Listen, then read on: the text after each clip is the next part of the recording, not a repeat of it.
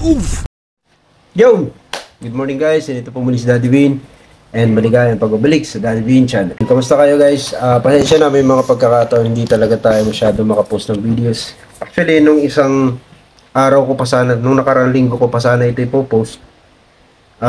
Pero marami tayong ginawa, no? Nung linggo, pumunta tayo sa Magalang, Pampanga. Yan. Yun yung venue para dun sa Grand Eyeball ng mga two-stroke scooter enthusiasts. So, yun yung pinagkaabala natin ng linggo, no? Ipapakita na lang natin ang konti dyan, no? May mga post din ako sa Facebook page natin sa Binsky. So, dako na tayo dito sa sa pag-uusapan natin ngayon, no? May mga nagtatanong sa akin kung paano daw ito gagawin, no? Meron siguro kayo nito, yung Book Bar Elite. May mga nagdadala sa akin nito, naka-zero yung battery percentage. So, ibig sabihin, hindi nila magamit. No? So, isa sa mga iniisip nila is lowbat, hindi nagcha-charge. No? And, yun yung isa sa mga tanong nila, bakit ganun? Ngayon, ako, hindi ko pa rin masyadong alam, pero may idea na ako bago ko to ginawa.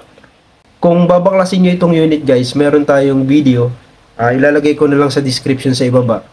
Actually, nauna ko na siyang ipinost kung nakita nyo sa channel natin dito sa Daddy Bean. Itong gagawin natin dito ngayon, payo lang, kung alanganin kayo na gawin ito, wag na wag ninyong gagawin. Pwede nyo dalhin sa mga shop na malalapit sa inyo or kung may kakilala kayong marunong magbaklas nito. Bakit? Kasi isa sa mga unang-una nyong iisipin is itutulak nyo siya pataas. No? Baka mamaya sundutin ninyo yung unit sa ilalim. Aapoy po yan pag tinamaan nyo yung battery. Kasi bakit? Walang cover yung battery sa ilalim. Again, warning dun sa mga gustong magbaklas nito. Panoorin nyo muna yung video na nakalink dito sa description. I-check nyo mabuti kasi delikado rin po ito. Okay? Mas maganda, ipa-repair nyo siya sa mga marunong. Although itong repair na to ay madali. No? Pero hindi lahat ng repair ng ganito ay madali. Ibig sabihin, pwedeng may mga repairing tayo ng ganito na hindi ganito ang problema. Okay, inililinaw ko lang para baka mamaya madali lang pala pero may masabugan or may masunog. So sisimulan ko ito mula sa pinakadulo sa unahan. And i-play natin. Oof! And syempre, i-guide ko kayo sa susunod na mga process. Okay. Okay, nakita nyo ba yun, guys? Naka-zero siya.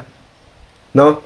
At isang mapapansin ninyo, hindi 100 yan kasi, ito pakita ko bakante yung area na yon. Hindi 100. Kasi pag 100, may malaking 1 dyan. Parang linya na mahaba. Parang ganito, yung nasa may tagiliran na 0. So, yan ay 0%. And yung kasunod na gagawin natin, i-check natin siya. Pakita ko sa inyo. Okay, check natin siya. So, dito, tatanggalin nyo muna yung parang rubber na yan.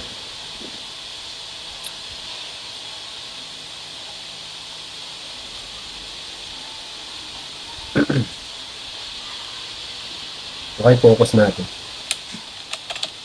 So dito guys, kumuha tayo ng digital multi-tester. And i-testing natin yan dun sa negative and yung positive line. Yan, pwede yan sa charging port ground. Parang ground ng charging port yan. 4.1. Okay, nakita nyo ba yun? Ulitin natin. Ulitin natin. Nanaklas ko na siya dito. Ayan. Okay. So kung nakikita nyo yan, 4.1 volts, yan ay full charge, guys. Okay, pag nakita nyo yung baterya nito, na ganyan ang voltage, pag tinesting nyo siya, isa lang ang ibig sabihin nun, full charge. So, ang isang tanong, bakit 0 ang nakalagay dun sa indication niya sa LCD, dun sa indicator? So, yun yung iisipin natin. So, nasa utak ko dito is posibleng may issue sa pyesa or dalawa lang yun, bug. Okay. Posibleng may bug itong unit na to. Okay. So, tuloy natin. 4.1. Punta na tayo dito sa kabila. So, next na gagawin natin, tatanggalin natin, pananggalin yung battery dun sa pagkakalagay sa slot. Isang mapapansin nyo, walang protection sa ilalim, no? Wala siyang key sa ilalim. Tanggalin lang natin yung hinang. Okay. Then, ang next na gagawin nyo, ito guys. Isaksak nyo yung charger. Then, tingnan nyo kung ano mangyayari. Okay. Ayan. Baliktad. Yan. Okay. Isang mapapansin nyo dito, pag inilagay natin yung charger, makikita nyo 100% na. Okay? Compare nyo dito sa ano? Compare nyo dito sa ipinakita natin dito sa una. Tingnan nyo Wait lang. Ayan compare nyo yan dito sa ano?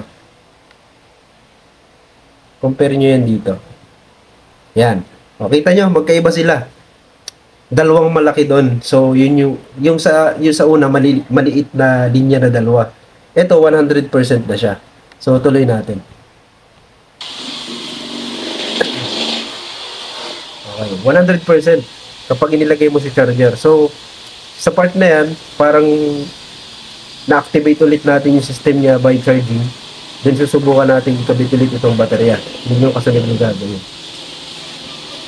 Then i-check natin kung gumagana na si unit. Okay.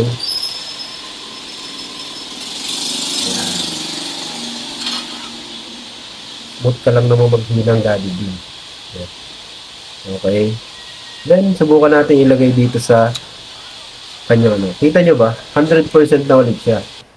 So, dito natin. Yan. So, isa lang ibig sabihin nito guys, kapag ganyan na yung nakikita nyo sa LCD niyo, recognize na ng system na 100% full yung baterya and magagamit nyo na siya. Kasi kapag naka-zero siya, recognize siya ng system as wala na. So, hindi niya ipa-fire yung coil. So, magbiblink lang siya. Oo, tama. Parang iilaw lang siya pero hindi kayo hindi siya magpa-fire. So sa part na to, ang ginawa natin ay yung tinatawag na resetting.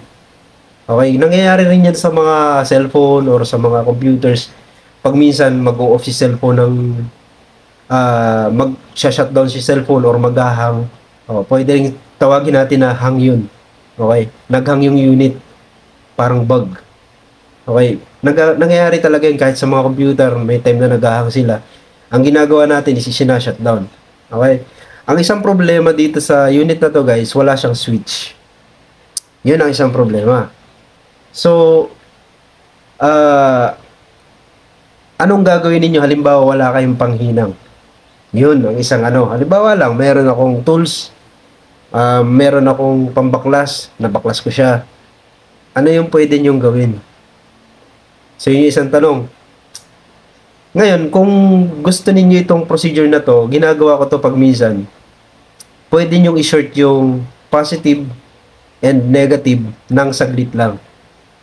Hindi ko na sample pero next time na maka-encounter tayo, sa sample ko. Pero mapakita ko pa rin dito kung paano.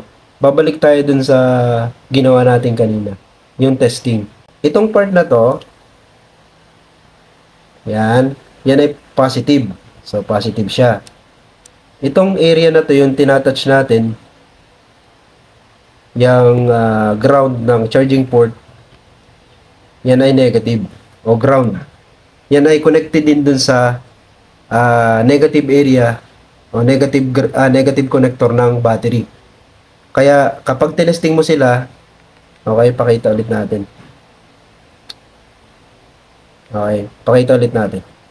Kapag tinesting mo sila, mag-i-indicate yung voltage ng battery, 4.1 volts. Diyan natin nalaman na full charge siya. Ngayon, anong gagawin natin kung wala tayong panghinang? Halimbawa lang, hindi natin kayang tanggalin. Unang-una, pinaka-safe na pwede nyo gawin ay yung puputulin nyo yung red wire. Okay, pwede yan. Putulin nyo saglit yung red wire, tapos balatan nyo, tapos idugtong nyo ulit. O, pwede nyo muna isaksak sa charger. Pag nakita nyo yung 100% na yung nakikita nyo sa LCD, dugtong nyo ulit yung red wire. Kung wala kayong panghinang ha. Pero meron pang isa. Pero ito, dapat mabilisan ito. Kukuha kayo ng tweezer. Yung maliliit yung dulo, halimbawa, yan, tweezer. O kaya, pwede rin yung mga gunting, cutter. Itong dalawang point na ito, yung negative at positive. Yung negative, yung positive, at saka negative. Okay? Pagkukunikin nyo ng saglit lang. Okay? So, yun yung diskarte. Pero, ingat kayo doon kasi dapat saglit na saglit lang. Parang ganito. Halimbawa, ito yung tweezer. Yan. Yung dalawang yan, pagkukunikin nyo sila, pero saglit lang. Parang tutusukin nyo lang silang ganun. No? Diba? So, parang itong dalawang ito, tutusukin nyo siya. Parang ganun, no? Imagine na lang natin na ito yung positive tsaka yung negative. So, ang gagawin nyo dyan sa dalawang yan, itinuro natin. Ganyan lang siya, oh. Pak. Okay, pag nagdikit yan dalawang yan ng saglit lang, may konti kayo spark na makikita. Konti or medyo malakas. Medyo malakas itong baterya na to eh. So, make sure na saglit nyo lang siya pag didikitin nyo. Alam nyo yung parang dadaplisan nyo lang ng ganun.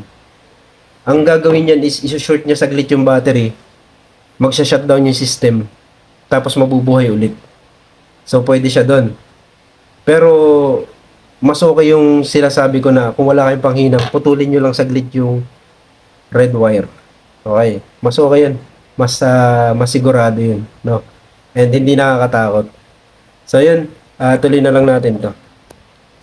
So, yun yung process, no? Pwede nyo i-short saglit. And, mas maganda, putulin nyo yung red wire. Ngayon, tetestingin natin siya kung uusok. Pero saglit lang. Hindi natin masyado ipapakita. Bakit? Kasi, alam nyo na si YouTube, medyo sensitive siya sa mga usok-usok na yan. Okay. Dito hinihipa ko siya eh. Pero hindi siya magpa-fire. Bakit? Kasi wala yung rubber. Ayan o. Andun yung rubber sa taas. Kita nyo ba? Yan, hindi siya uusok din. Pero kung mapapansin nyo, parang umiilaw siya. Yan. Pero hindi enough yung hangin na nahihigop ko para maano siya. So dito ilalagay muna natin si rubber. Yan. Then try ko hipakin. Op. Okay na yan. So, okay na to. And dun sa nagtanong sa akin, no, pwede nyo gawin ito. No, ingat na lang. May mga shop owner kasi na nagtanong sa akin eh. Hindi ko na lang siya i-mention. May 2 o 3 yata na ang dami daw nilang mga ganito na unit na ibinabalik na ganito yung issue. Tambak na daw. Ang ginagawa nila, pinapalitan na lang nila ng ibang unit. No? And I mean yung pareho lang din ng book bar edit din.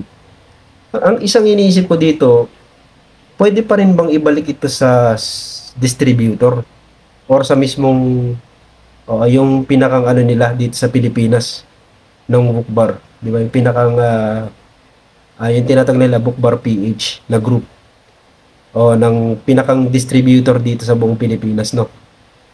So, yun yung inisip ko kung pwede pa bang ibalik ito or something or yun. Hindi ko alam. Kaya nag-aalala nga yung mga nag-message sa akin kung pwede pa daw magawa kasi sayang. Okay, pero dito sa part na to, at least I think nabigyan ko na ng idea kung ano mga pwedeng gawin. And yung mas mahirap na part nito, just in case, halimbawa, hindi siya nagawa dun, okay, posibleng may issue sa yung chip niya. Pwedeng may issue sa chip or sa ibang pyesa. Pero subukan nyo muna ito kasi ito yung pinakamadaling paraan. Okay? So yun, sana may na-share tayo dito na importante guys. Ito po muli si Daddy Bean. Maraming salamat sa inyo sa panonood. And subscribe kayo guys para sa mga ganitong klaseng video para masipagin tayong gumawa ng mga kapapakinabang na video. And marami pa tayong pag-uusapan sa mga next time. May mga nakatabi pa tayong video. Titingnan ko kung kaya kong i-post ulit. So, yan. Ingat kayo. Bye-bye.